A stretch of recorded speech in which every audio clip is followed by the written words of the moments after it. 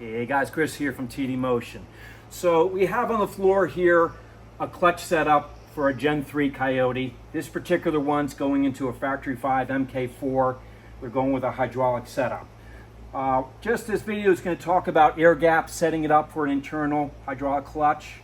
There's a lot of stuff out there, it can get pretty complicated, but basic math is what all you need with this. We want to deduct one from the other and basically find out where our air gap is. So in order to do that, first thing you want to do, of course, is have the pressure plate, flywheel in place.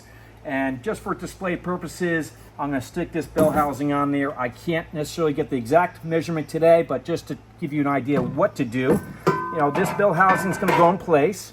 It's going to be mounted on there. And then you're going to take a measurement from the face of the bell housing to the fingers of the pressure plate. So this is going to be moving out. You move this in, you'll get your measurement, which we already have pre-recorded. Then we're going to go over to the transmission itself. From here, this is the internal slave cylinder with the spacer, and you're going to take a straight edge. So the straight edge is going to go straight against the bearing retainer to the face of the bell of the transmission. And again, we already recorded this for simplicity's sake, and we're going to take that measurement.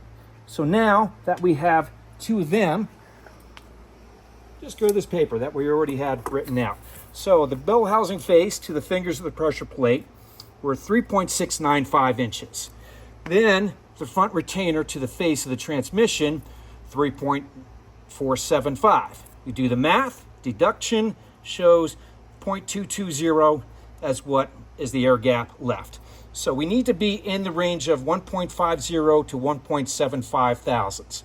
So in order to do that, we're going to be off. So it's going to be too much of a gap. In order to take up that space, we're going to use this shim. This shim is just going to go underneath the bearing retainer in order to make up that gap. You take the 220 minus the 0.57, that leaves you at 163. So that's going to get you in that range and perfectly aligned for the air gap for the internal slave cylinder.